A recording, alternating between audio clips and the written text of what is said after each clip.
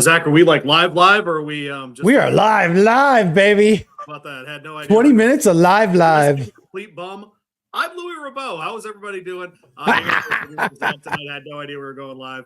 Shout out to everybody who probably isn't watching.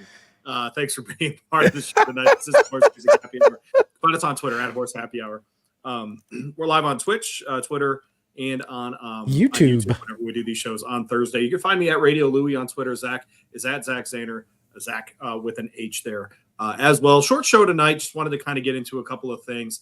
We'll get into a replay of last week's Starlet, which I think taught us nothing about the Oaks race and who's going to be qualifying for that first. Bob Baffert is back.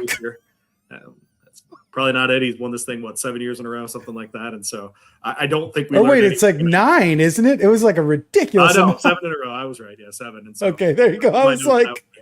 Yeah. So we didn't really learn anything, but I do want to watch that replay. There was an article out this week, a concept from the Pollock Report and from that group over there about transferring money out of Kentucky to California. Yep. I want to talk about that. I talked to Steve Bittenbender on my ESPN radio show here in Louisville a couple of days ago about this issue itself and what he thought. And actually, he had a better solution, I thought, for California racing, which I'll get into in a minute. And of course, we'll look at both the Bayakoa and the Los Al Futurity out there at Los Alamitos Racecourse this weekend there in Cypress in California. But first, let's go ahead and go back. At Los Al, closing race on Saturday, there was the Grade 2 Starlet. And the other Baffert won the race in this one. Go with Nothing Like You, who travels sweetly around by the 5/16 pole. Grazia wider on the track. Great 48 hugs the fence, continues to run a strong race, and Flynn's Chances threading forward in the orange colours, now gets to the outside and is running on. 3/16 from home, it's Nothing Like You, clear by more than 2 lengths. Great 48 second on the inside of Chatalis, Flynn's Chances next. Now, Great 48 has ducked out and Chatalis was interfered with. It makes no difference to the winning result in the Starlet because Nothing Like You is coasting down the stretch at Los Alamitos to win in a breeze. Great 48 ended up at... So it was a really slow race. She did everything right.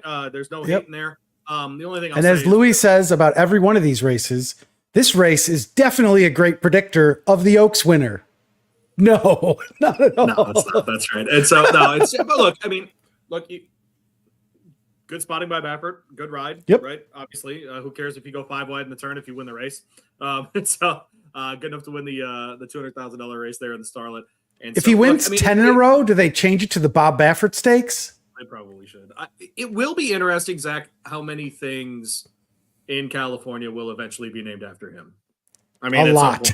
I mean, it's right. I mean, because like any like controversial things about him will fall to the wayside for his record. Like a lot of sports, whether you want to put it in quotes or not, right? Heroes, right? I think eventually the look back at Baffert will be that that everybody was doing all the same stuff, and the hate on Baffert is going to start to die down a bit. So, that kind of thing. So I'm not terribly worried about it, but also another double B, Barry Bonds. Everybody forgets about all of the drug issues and just remembers what a great hitter he was. Maybe people who care about Halls of Fame and that kind of stuff. But for me, no, Baffert's the best trainer of 2- and 3-year-old horses we've ever seen, thoroughbreds in the United States. So it's not close. Wins another one there in the Starlet. Horse does very well. I didn't see a horse in this race that really. That tickled me, Zach. No one tickled me in this race. I think most of your quality was done earlier at Santa Anita in the Breeders' Cup juvenile fillies as well. Yeah. So I think there's a better group there. I think you're also more likely that your top Oaks runners are right now at Fairgrounds or at maybe at I don't know, Gulfstream, something like that. Who knows? But maybe at Aqueduct, maybe going through that route as well. So interested to watch that, but I do think that Starlet was nothing to get too excited about. All right, so let's get into the second issue of the day here, the second part of this show, I should say. And that is this article called View from the Eighth Pole. It is actually by Ray Pollock himself, California Racing Heal Thyself. And so there was there's a bit of consternation. It's legitimate that the purses at Santa Anita, those main special weights are going to be reduced by $2,000 a race at Santa Anita in the winter and by $7,500 at Golden Gate, right? And obviously they're closing Golden Gate. And there's mention of the KTDF, the Kentucky Thoroughbred Development Fund. And something I talk a lot about outside of this show, and I talk about it, on the more general sports show that I do, because people might not be aware of the funding and how things work in horse racing. Is we've hit a point in the sports history, and I'm not saying it has to be like this forever, but it has to be right now, where we need to know this is simply a standalone sport, but rather an industry. And that part of that will never go away. We need to think of it as an industry forever. The people that work in the barns, the breeding operations that are out there, the people that grow the food for the horses and everything else, down to the veterinarians and the jockeys and everyone else. Got to think of it as an industry. There are tons of people, literally thousands and thousands, that just show up every day to hang out with horses at Churchill Downs, right? And so it's that kind of thing. Yep. And obviously we're looking at Los Al and San Luis Rey and Santa Anita and those spots in LA. Same thing, thousands of people. And so I think we have hit a point where we need to think of this industry, of horse racing as an industry rather than just as a sport. And that's not a popular opinion. I think that people are really bothered by the racino model, where there's casinos backing it, or in this case in Kentucky, with that KTVF, with the money coming from the historical horse racing. And I remember having a debate one time, and not debate, just a discussion at a party with a guy in Bloomington, where Zach and I went to school at the same time. And the crux of the show, or the crux of the conversation was that these guys that I met, very nice, were puppeteers for a living. And they were upset because they weren't getting federal funding for their puppeteering outfit. Mm-hmm. And I remember asking, I said, well, if you were to get that funding and then the government's, the party in charge were to change, what would you do? Because they'd probably cut you off. Do you really want to be relying on the government for those things? Yeah. And I should be consistent and hold that as my as my argument for horse racing. I should be stringent about that, and I'm not, because now that I've been behind the scenes and I've been behind the curtain a little bit, if you will, man, this is more than just a sport. It's an industry, like I said, and I think that we need to be in a growth mindset for sure, but right now we also need to be in a maintenance mindset, and I think you can do both. I really do. Yeah. Money from from Kentucky to California simply isn't the answer. It's not a sustainable model. Eventually, that's the kind of thing that will get overturned. I think a little while off in Kentucky, for example, politically at least, from any kind of change coming from the KTDF. The governor was just reelected. The parties, the Republicans, are not going to be out of control in the House and the Senate anytime soon. And there are enough on the Republican side that just aren't going to touch this. There's an element in Kentucky of especially on the Republican side, of people that are purely anti-gambling, anti-wagering, and will look at all of the horse business as a product of wagering. And that's probably never going away, but that is becoming more of a minority. We did get sports wagering in this state. It started in September. So it's not as though Kentucky is moving backwards from the issue, but rather forward. It's California I'm worried about as far as this issue. Yeah. And I mean, Texas struggles with that too, right? Yeah, Texas definitely does. Yeah, no, and these are major markets for us on this show, which is interesting. San Diego, Los Angeles, Houston is a huge market for us on this show. And appreciate all the people that listen in those places. But it is watching those places struggle with how to do this. So, for example, the horse culture is so ingrained that we run the sports books through the horse racing outlets, right? So all the tracks get several licenses and they run it through that. And it's not a perfect system. I want to be very clear. I don't think it's perfect at all.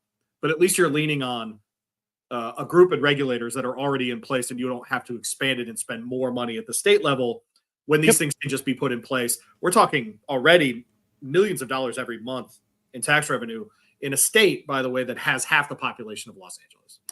Right. So yeah. This is the kind of place where that kind of funding in a place that needs, like lots of states, we have pension issues, we have, education funding issues here in Kentucky. It's not different than other places. Those are things that are getting shored up by some of this, sports wagering. It's going into those kinds of funds. It's pre-earmarked to go into those places, which is part of the reason that I think it was able to pass. But yeah, are there issues? The answer is of course. But the solution here is not to send money to California. Zach, when we were kids, so Zach grew up in Chicago, I grew up in the western part of Michigan. I don't know how vividly you remember this, but there was all the conversation of how do we get water from the Great Lakes out west. Yes. They wanted to run literally a pipe. like above ground pipe. Yeah. And I remember my dad 3 times in my whole childhood screaming at the news. And that was one of them. Well, less than a decade ago, they were talking about water, all this stuff. Go ahead. They were talking about pushing the Mississippi out, like to edge of Nebraska, Colorado. Right.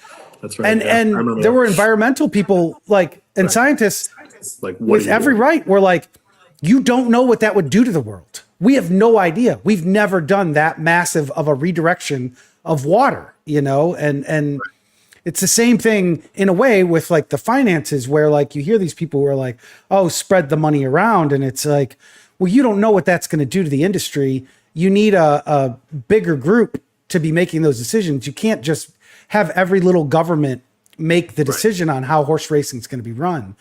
You not that the NFL should be put on a pedestal for anything, but at least in this case, that NFL model where you have an overarching, model of management of the larger funds and then individual funds managed by the teams, right? Like t-shirt sales, things like that.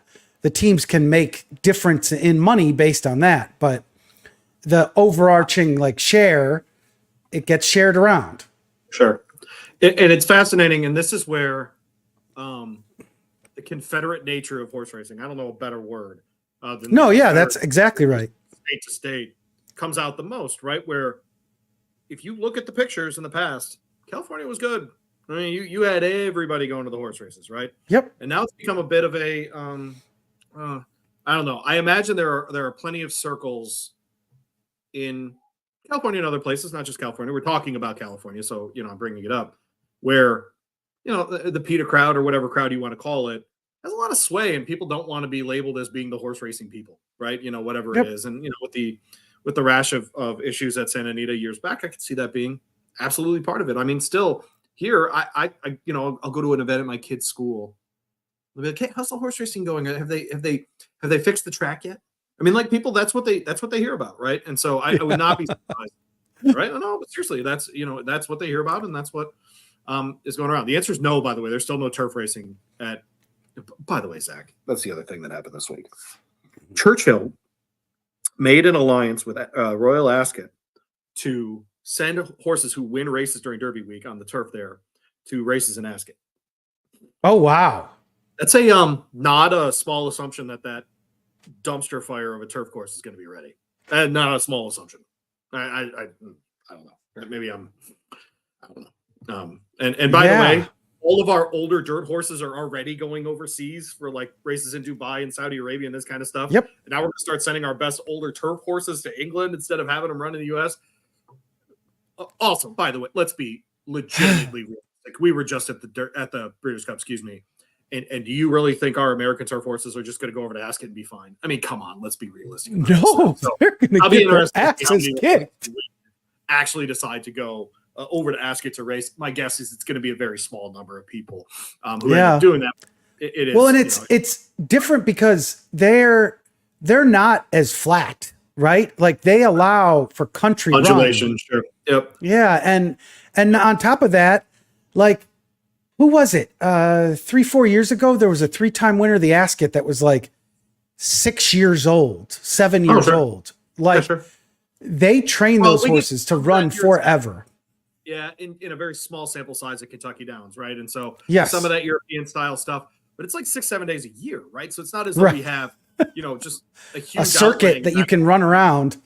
Right. And I've always wondered too, if they shouldn't figure out a way for Kentucky Downs to run mini meets rather than just the 1 7-dayer. I don't know, whatever. I mean, it's already a mini meet. I shouldn't refer to it that way, but anyhow, just that's the other story. But getting back to this Pollock story, and I think he does it right away. Would be really quick, really clear. Excuse me. I think there's more of an opportunity here for the tracks in California to finally forge those partnerships that they're going to have to forge, because this last election really exposed in California the rift between the groups on wagering in that state, and they're just going to have to go do it themselves. They're just going to have to figure it out, make a partnership, take a pay cut as far as the slots or whatever that they're going to be able to set up at these tracks, because otherwise look, people are going to follow the money. And yeah, we went to Santa Anita, and it was awesome. We had a great time. And yep. we love being in the neighborhoods. But I looked up what it cost to buy a house there, and you could fit a house in half of my basement, and it cost twice as much as my house. It's just and Turfway has bigger purses right now. I mean, it's just these are just facts. And so they got to figure it out, because, and we talked about it on this show, and I know Sherva's listening and he'll crush me for this, but this isn't a good sport if Southern California is not involved. It isn't. It's not a good sport in this country if that part of it isn't great. Not involved. I shouldn't have used that word. I apologize. It has to be great. San Diego has to be great. Del Mar has to have great meets. That has to happen. And look, I know it is so easy, if you wanted to be a snob, to look down at Los Al. But man, at the end of the day on a Sunday, isn't it nice that there's Los Al? Isn't it nice? Yes. I think it is. Yeah. Yes. We need those tracks to be as healthy as possible. We need those things to be as healthy as possible. And you got an ownership group at Los Al that is aging and aged. And there's going to have to be a solution, or that place is going to go by the wayside as well. Louie Rabeau hanging out with you, Horse Racing Happy Hour, producer Zach alongside tonight. Thanks for hanging out with us at Horse Happy Hour on Twitter. You can find me at Radio Louie. Let's get into the handicapping for the weekend. A couple of graded stakes. They are both at Los Al this weekend. Los Alamitos. Damn right. You can check out our guy Los Ponies out there as well. The Friday race is the Bayakoa. Awesome field. I'm legitimately excited to see this. 7 horses, fillies and mares going a mile and a 16th. And then, of course, on Saturday is the Los Al Futurity. And we'll get into the Los Al Futurity and what it means and what it is as a race, because, on this Derby trail, Zach,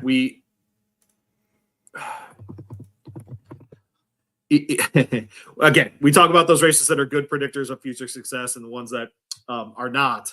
But that's a race with Practical Move, Slow Down Andy, McKinsey, More Spirit, Mastery, Shared Belief, Dortmund. I mean, legitimately good horses. Yep. Violence, I think, come out of this race. Legitimately great horses have come out of this race for years. It was a grade 1, downgraded to a grade 2 recently. But we'll get into that in a minute. Let's start, though, on Friday with that Bayakoa, last race on the card at Los Alamitos, the 8th race of that day. Going a mile and a 16th on their dirt course there. A couple of interesting horses in here. So Midnight Memories is the one here for Bob Baffert, coming off of a long layoff. Hasn't run since March at Santa Anita. And this is a horse that's 4 for 6 lifetime on the dirt, on dry dirt, I should say, 4 for 7 overall, two third place finishes. And I worry about the layoff. It's the only thing that Baffert doesn't do well. That's under 20% essentially for him. And that's coming back after a 6-month plus layoff. And so I think this is kind of a soft spot for her to land. Juan Hernandez gets the ride here, who, by the way, 6 races, 3 firsts and 3 seconds at Los Al this meet. This poor guy's trying to make a living doing all the races at Los Al. And then these guys, Juan Hernandez just swoops in for 2 races and picks them off. So the one is interesting. The favorite's going to be Desert Dawn on the outside. And she's a great horse if you love horses that run second and third. She really is. 9 finishes of second and third in 17 runs lifetime, 3 out of 6 this year. She's 1 win the last 2 years. And I want to give trainer Phil D'Amato credit here. This is where she should be. This is the level that she's at. She ran in the Breeders' Cup Distaff and frankly ran really damned well and had a real legitimate shot at the end to make a move. Just couldn't catch up with Idiomatic in that one. Was right behind Randomized and Le Davida and all that group. Lost by less than a length and a half. So because of that, I'm going to lean on her. I think you can single here, lean on her at the end of that card, as opposed to trying to use Midnight Memories in this one. I think for Baffert, that's a bridge too far for her. I think this is a warm-up race to get her ready to go back to Santa Anita, traditional opening day, again, the day after Christmas, out there in LA, that I think she's getting set up for that. I think they're going to bring her back here, let her get her legs under there. Does she hit the board? Maybe. I think she probably does, right? 6 runs out of 7. She's hit the board in her lifetime. Has run the 1 time in March this year. But I don't think they don't bring her back if they don't think she's ready. She's been working really quickly. But not in something I like to point out about the Baffert horses. She's not working out in that traditional 5-6 furlong type of workout. He's got her cut back to 4 furlongs. So I think this is more of just a warm-up for her to get ready for more next year at Santa Anita, and then see where she ends up. But like I said, Desert Dawn, this is where she should be. And I think she's got a legitimate shot to just pick this one off and frankly, probably win for fun if you wanted to. The next day at the Los Al Futurity is the same track, the same course, mile and 16th at Los Al. They're running for 200K in the grade 2. Baffert's got 3 in here. He's got Winstock, who's the longest of the odds. Broke his maiden in October at Santa Anita. Under Kyle Frey, keeps them out here. I like that a lot, actually. That's not something Baffert always does. He's willing to very much move around on jockeys. Which prime is in this race? The 5. Flavien Prat's in town to ride. Flavian's 0 for 2 at Los Al in these big races, this meet. And Baffert is 2 for 3, right? And so Baffert runs a horse. They win at Los Al. This is where he really got his kind of his start in California, of course, with quarter horses. But he's also got Wind Me Up in here. He's the 6th horse. He's on the outside. Ran in the BC Juvenile. This was his horse on Friday that we thought if Baffert was going to win a race, this was it, right? He ends up finishing, 8th out of 9 horses, almost 30 lengths back. So he was nowhere to be found. Now, to be fair, Fierceness beat everybody by about 30 lengths that day. But really, he really wasn't anywhere there. He didn't seem interested in the race. Didn't seem to like it very much at Santa Anita. He also lost the American Pharoah before that. Now, that was a grade 1, and that was to Muth. And he did beat BU that day. Was easily in that first group, not in the second group. But I'm going to throw him out today. I'm also going to try to beat Coach Prime, who's coming out of a 1-mile win at Del Mar in a maiden special last out under Flavien Prat by 1 billion miles. But so did Winstock, man. So if I'm going to use a Baffert here, I'm going to use Winstock to 2, 5-1 on him. I think you're going to get every bit of that on Saturday as well. The other horse, though, that I'm fascinated by is Moonlit Sonata. That's a Tim Yak trainee. If we're going to get a horse that eventually steps up and turns into something for the Derby that doesn't have to move barns, that doesn't have to change anything, it's going to be Tim Yak. And his numbers are getting better. It's interesting to watch his evolution. The poor guy was thrown in the spotlight with the suspensions at Churchill Downs, and I wonder if it was a little too much, and just having these horses earlier and not having to do all the switches and those things could be more interesting. Giovanni Franco gets the ride here on Moonlit Sonata, the 1 horse on Saturday. 75 buyer is first out, 6.5 furlongs, so he will stretch out, but that's what they do when they're 2. Dad's Malibu Moon, mom's by Distorted Humor. He's obviously built just fine for this kind of distance and for this kind of test. So I'm interested to see him. He's the one here. Like I said, Son of Malibu Moon. This is the kind of horse that I'm fascinated with, that if he can keep it going, there's going to be no change in his lifestyle and anything that he gets. The Soma folks are going to keep him with Tim throughout the spring. If there's going to be a Derby contender out of here, Zach, I would lean on Moonlight Sonata. And again, let me be really clear about this race. Here are the trainers that have won this race. Yak won it last year with Practical Move. I think that we say that number 1. Doug O'Neill won it with Slow Down Andy. Slow Down Andy came back and had a very nice year as a 3 and 4-year-old, right? So that's a horse. Oh man, am I mixing him up? Hang on. He won it in 21, so he would have been, so he was 4 years old this year. Came back, ran really, really well in a couple of high-level races. Spielberg the year before that, I don't know if people remember that. That was with Flavien Prat. And 1,000 Words before that. 1,000 Words, of course, in the 2020 Derby was the one who bucked himself and was scratched in the paddock with Jimmy, the trainer. And so just made it to the Derby field, though. Improbable the year before that. McKinsey the year before that. Mastery the year before that. More Spirit, Dortmund.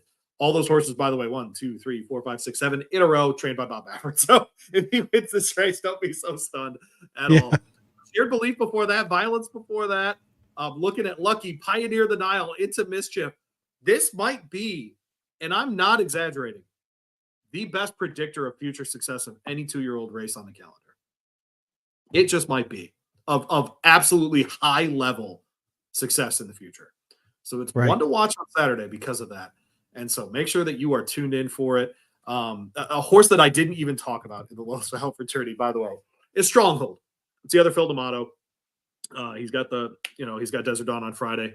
He'll have Stronghold on Saturday. Son of Go Zapper, homebred for the Wallers. Didn't love the Bob Hope last time going 7 furlongs. Had the lead for a little bit at half-mile pole right after that, something like that. Lost to Nisos. Nisos blew everybody away there. Finished second up the track. Keeps Antonio Fresu here. An interesting choice for the ride here. I think he'll be fine. But has been training at Los Al, which I do like. He does have a bull at the last out, but has been over the surface. And Los Al does two things. It favors speed if you're able to sprint, but the other part is if you're coming off the turf, it's a very effective course as well for many of those courses. Stronghold obviously has been running on dirt, broke his maiden at Churchill over the 1 mile course, so that's 1 turn. We are going 2 turns here for the first time, but going back to routes should not be an issue for him. Phil D'Amato does that at 19% with a massive sample size as well. So if I had to guess, in the somewhere in the 1, 2, and 3 horses here, I'm going to be looking for a winner and trying to beat the 5 and the 6 on the outside for trainer Bob Baffert.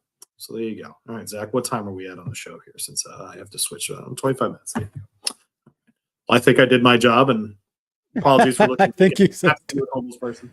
But there you go. Any questions for me, Zach? You guys got anything going on this weekend?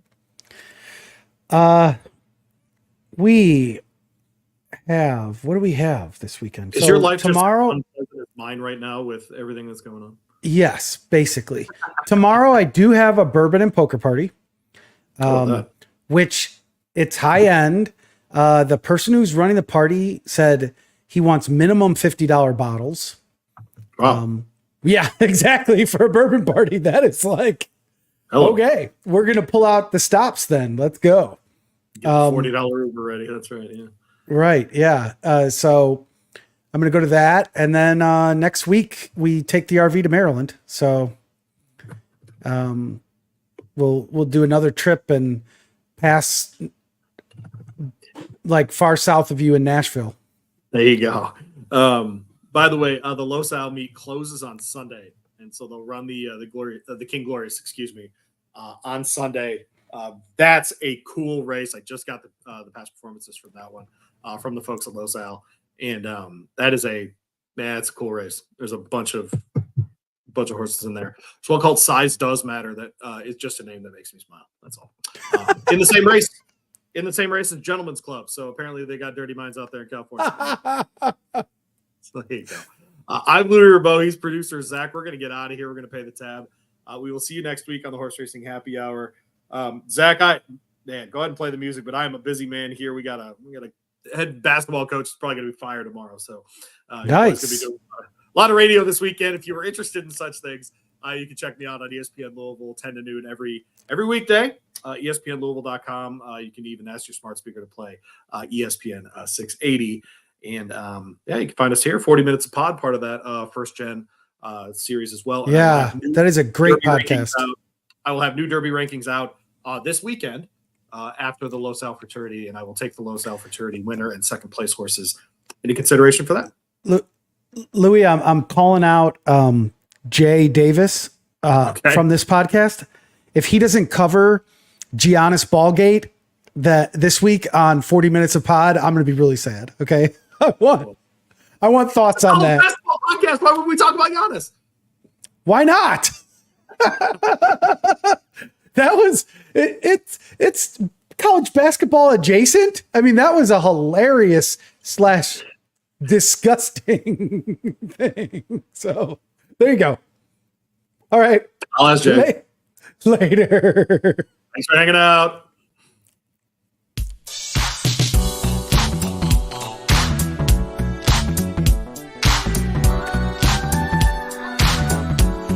It's my favorite part.